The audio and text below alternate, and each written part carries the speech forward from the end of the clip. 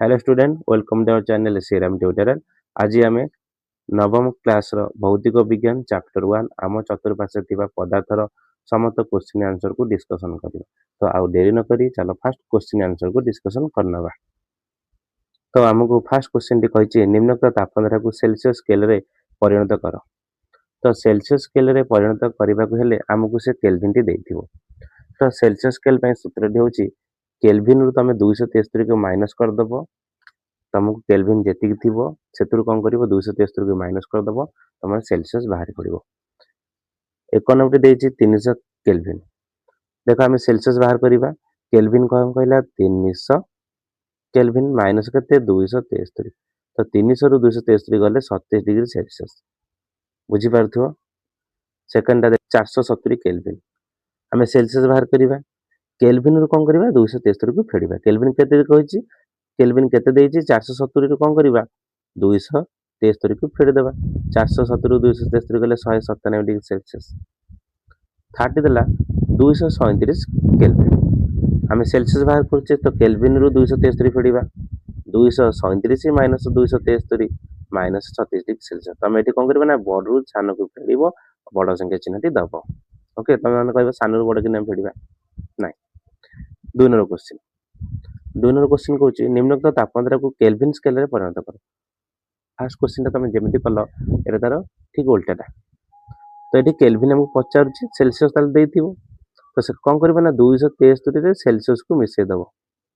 273 Celsius जिते मिसेदे kelvin बाहर पड़ो। देखो 27 डिग्री सेल्सियस केल्विन बाहर करवा ना 273 से 37 को कौन करवा मिसेदबा 300 केल्विन बाहर पड़ा।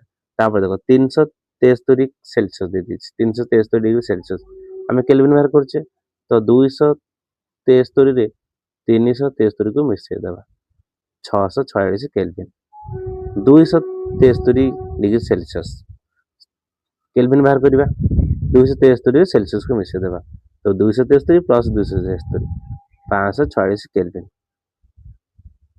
तापर कहला 0 डिग्री सेल्सियस 273 सेल्सियस को मिसेबा 273 प्लस 0 273 केल्विन। तापर कहला माइनस 20 डिग्री सेल्सियस केल्विन बाहर करवा 273 plus 273 plus minus 20 then plus minus कौन होगा ना माइनस होगा। देखो लास्ट बुझे मुझे जानी तुम लास्ट बुझीपार लास्ट बुझ देख केमी कर लास्ट देख करुच्ची तुम मान तो देछि केल्विन आमको माइनस 20 डिग्री सेल्सियस देछि आम बाहर करिया कौन केल्विन सूत्र कौन ना 273 प्लस सेल्सियस को मिसेबा सेल्सियस केते माइनस 20 तो 273 प्लस माइनस माइनस 20 तो 273 20 गले 253 केल्विन। आशा करुच्ची तुम सब 1 नंबर और 2 नंबर टाक भल भाव बुझी पार्थिव। 3 नंबर क्वेश्चन को डिस्कशन करवा कारण दर्शा कहला गंधकर्पूर गुली गुड़िक किसी दिन पर अदृश्य हो जाए यार कारण कौन ना वायुमंडलीय तापमात्रा गंधकर्पूर गुली गुड़िक सीधा सड़क कठिन पदार्थ गैसीय अवस्था परिणत होती से कौन कर वायुमंडल सीधा सड़क सी कौन हे ना कठिन रु गैसीय अवस्था परिणत हे। तो से गंधकर्पूर गुली गुड़िक किसी दिन पर अदृश्य हो जाए। बीर पचार आम अतर शिशि ठार अनेक दूर से थी अतर बास्ना अनुभव करूँ कहीं ना गैसीय पदार्थर विसरण हार यथेष्ट अधिक गैस अणु मान द्रुत बेग और अणु मान मध्य अधिक फांका स्थान जो गैस विसरण अन्य गैस मान शीघ्र होता है से अतर शिशि ठार अनेक दूर से आम थे अतर बास्ना अनुभव करूँ। आम जाने कौन ना गैसीय पदार्थर विसरण हार यथेष्ट अधिक गैसीय पदार्थर अणु मान मध्य फांका स्थान अधिक थाए आ गैसीय पदार्थर अणु मैंने अति द्रुत बेगर गति करती अतर शिशि ठार अनेक दूरतार थी अतर बास्ना अनुभव करूँ। निम्नोक्त पदार्थ गुड़ी से अणु मध्य थिबा आकर्षण बलर परिमाण को आधार कर सानू बड़ क्रम सजाई लेख। जल चीनी ऑक्सीजन देख जलटी जल कठिन ना तरल ना गैसीय जलटी हूँ तरल चीनी कठिन ऑक्सीजन गैसीय ओझिल एति बुझिपार कठिन तरल गैसीय जापार सी कौन कही ना निम्नोक्त पदार्थ गुड़िक से अणु मध्य आकर्षण। तो फास्ट मत कह କୋଉମାନଙ୍କର ଅଣୁ ଅଣୁ ମଧ୍ୟରେ ଆକର୍ଷଣ ବଳ ଅଧିକ ଥାଏ? ଅଣୁ ମଧ୍ୟରେ ଆକର୍ଷଣ ବଳ କାହାର ରହିବ? କଠିନ, ତରଳ, ଗ୍ୟାସୀୟ ଏ ତିନୋଟି ପଦାର୍ଥ ମଧ୍ୟରୁ କାହାର ଅଣୁ ମଧ୍ୟରେ ଆକର୍ଷଣ ବଳ ଅଧିକ ଥିବ? ନା ସାର୍ କଠିନ ପଦାର୍ଥର ଆକର୍ଷଣ ବଳ ଅଧିକ ରହିବ। ଦେନ୍ ତାପରେ କିଏ ଆସିବ? ତରଳ ଆସିବ। ତାପରେ କିଏ ଆସିବ? ଗ୍ୟାସୀୟ ଆସିବ। ତ ସେ ଆମକୁ କହୁଛି ସାନରୁ ବଡ, ତାହେଲେ ସାନ କିଏ ହେଇଯିବ? ଗ୍ୟାସୀୟ ହେଇଯିବ। ତାପରେ ତରଳ ହେଇଯିବ, ତାପରେ କଠିନ। ଆଙ୍କ ଭିତରେ ଦେଖ ଗ୍ୟାସୀୟ କିଏ? ଅକ୍ସିଜେନ। ତ ଲେଖିଲେ ଆମେ ଅକ୍ସିଜେନ। ତାପରେ ଜଳ ହଉଛି ତରଳ, ତାପରେ କଠିନ ହଉଛି ଚିନି। ବୁଝିଲା? ତ ଏଠି ମେନ୍ ପଏଣ୍ଟ କଣ? ଏଠି ମେନ୍ ପଏଣ୍ଟ ହଉଛି ଆମର ତିନୋଟି ପଦାର୍ଥ କଠିନ, ତରଳ, ଗ୍ୟାସୀୟ ଏଇ ପଦାର୍ଥ ମାନଙ୍କ ମଧ୍ୟରେ ସବୁଠୁ କଠିନରେ ସେ ଅଣୁ ଅଣୁ ମଧ୍ୟରେ ଆକର୍ଷଣ ବଳ ସବୁଠୁ ଅଧିକ, ଦେନ୍ ତରଳ ପଦାର୍ଥରେ ମଧ୍ୟମ ଧରଣର, ଆଉ ଗ୍ୟାସୀୟ ପଦାର୍ଥରେ ସର୍ବନିମ୍ନ। କଣ? ନା ଆକର୍ଷଣ ବଳ। 5 ନମ୍ବର କ୍ୱେଶ୍ଚିନ୍ କୁ ଯିବା। 5 ନମ୍ବର କ୍ୱେଶ୍ଚିନ୍, ଜଳର ଭୌତିକ ଅବସ୍ଥା ନିମ୍ନୋକ୍ତ ତାପମାତ୍ରାରେ କଣ ହେବ? 25 ଡିଗ୍ରୀ ସେଲସିୟସରେ ଜଳଟି କଣ ହବ? ନା ସେଇ ତରଳ ହେଇକି ରହିବ। 0 ଡିଗ୍ରୀ ସେଲସିୟସରେ ଜଳଟା କଠିନ ହେଇଯିବ। 373 ଡିଗ୍ରୀ ସେଲସିୟସରେ ଜଳଟା ଗ୍ୟାସୀୟ ହବ। 100 ଡିଗ୍ରୀ ସେଲସିୟସ ଯେତେବେଳେ ଜଳ ହେବ ସେତେବେଳେ ସେ ଫୁଟିବାକୁ ଷ୍ଟାର୍ଟ ହେବ, ମାନେ ଗ୍ୟାସୀୟ ହବାକୁ ଷ୍ଟାର୍ଟ ହେବ। କିନ୍ତୁ 373 ତାହେଲେ ଆହୁରି ଗ୍ୟାସୀୟ ହବ। ଯେତେବେଳେ 273 କଣ ହବ? 273ରେ ସିଏ ବି କଣ? ଗ୍ୟାସୀୟ। 100 ଉପରକୁ ଗଲା ମାନେ ଗ୍ୟାସୀୟ, 0ରୁ ତଳକୁ ଆସିଲା ମାନେ କଠିନ, ଆଉ 0ରୁ 100 ଭିତରେ ରହିଲେ ତରଳ।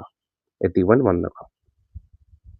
6 ନମ୍ବର କ୍ୱେଶ୍ଚିନ୍, ନିମ୍ନ ପଦାର୍ଥ ଉକ୍ତି ଗୁଡ଼ିକୁ ବାକ୍ୟ ଗୁଡ଼ିକୁ ବୁଝାଇବା ନିମନ୍ତେ 2ଟି ଲେଖାଏଁ କାରଣ ପ୍ରଦାନ କର।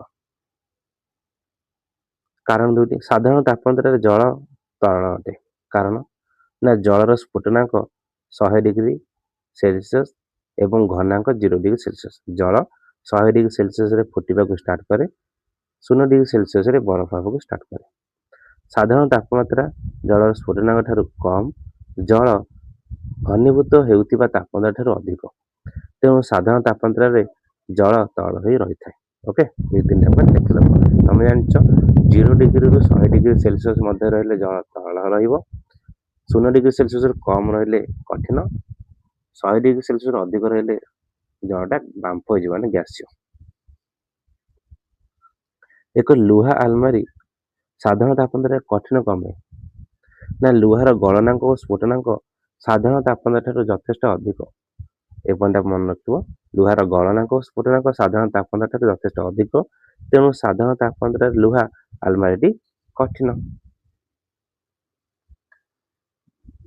ବରଫ ଓ ଜଳ ଉଭୟ 273 କେଲଭିନ ରେ ଅଛନ୍ତି, କିଏ ଅଧିକ ଥଣ୍ଡା ଜଣାପଡ଼ିବ କାହିଁକି? ଦେଖ ତାର ଆନ୍ସରଟି କଣ ହବ?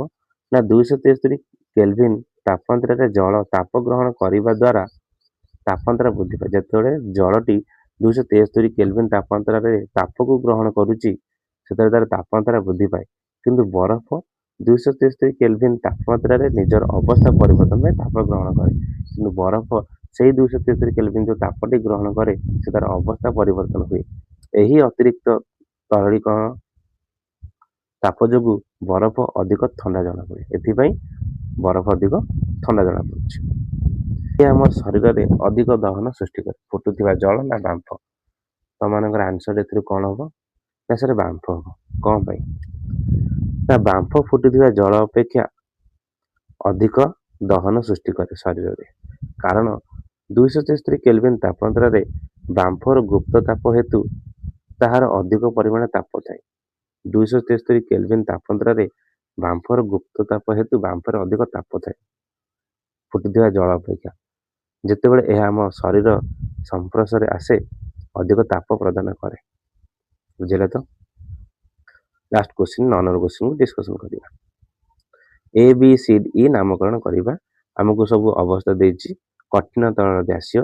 ଶୁଣ, ଯେତେବେଳେ କଠିନ ଗୋଟେ ପଦାର୍ଥଟି କଠିନରୁ ତରଳ ପଦାର୍ଥକୁ କନଭର୍ଟ ହୁଏ ତାକୁ କହିବ ଗଳନ। ତାହେଲେ ଏରେ ଲେଖିବା କଣ? ଗଳନ। ତରଳରୁ ଗ୍ୟାସୀୟକୁ ଗଲେ ଆମେ କହିବା ବାଷ୍ପୀକରଣ। ତରଳରୁ ଯେତେବେଳେ ଗ୍ୟାସକୁ ଯିବ ବାଷ୍ପୀକରଣ। ଗ୍ୟାସରୁ ଯେତେବେଳେ ପୁଣି ତରଳକୁ ଆସିବ ତାକୁ କଣ କହିବା? ଘନୀକରଣ କହିବା। ଗ୍ୟାସରୁ ତରଳକୁ ଆସିଲେ ଘନୀକରଣ। ତରଳରୁ କଠିନକୁ ଗଲେ ତାକୁ ହିମୀକରଣ କହିବ। ଯେମିତି ଜଳ କଠିନ ହେଇଯାଉଛି ବରଫ ତାକୁ କଣ କହିବ ହିମୀକରଣ। କଠିନରୁ ଡାଇରେକ୍ଟ ଯିବ ଗ୍ୟାସକୁ ତାକୁ ଆମେ କଣ କହିବା କଠିନରୁ ଡାଇରେକ୍ଟ ଗ୍ୟାସକୁ ଗଲେ ତାକୁ ଆମେ କହିବା ଊର୍ଧ୍ୱପାତନ। ସେମିତି ଗ୍ୟାସରୁ ଡାଇରେକ୍ଟ କଠିନକୁ ଆସିଲେ ତାକୁ ମଧ୍ୟ କହିବା ଊର୍ଧ୍ୱପାତନ। ତ ଇଏ ଥିଲା ତମର 1 ନମ୍ବରଠୁ 9 ନମ୍ବର ପର୍ଯ୍ୟନ୍ତ ସମସ୍ତ କ୍ୱେଶ୍ଚିନ୍ ଆନ୍ସର ମୁଁ ତୁମକୁ ଅତି ସହଜ ଭାଷାରେ ବୁଝିବାକୁ ଚେଷ୍ଟା କରିଛି। ଯଦି ଭିଡ଼ିଓଟି ଭଲ ଲାଗିଥିବ ଭିଡ଼ିଓକୁ ଲାଇକ୍ କରିନେବ, ଚ୍ୟାନେଲକୁ ସବସ୍କ୍ରାଇବ୍ କରିନେବ, ସାଙ୍ଗମାନଙ୍କ ଭିଡ଼ିଓଟିକୁ ସେୟାର କରିନେବ। ରହୁଛି, ଜୟ ଜଗନ୍ନାଥ।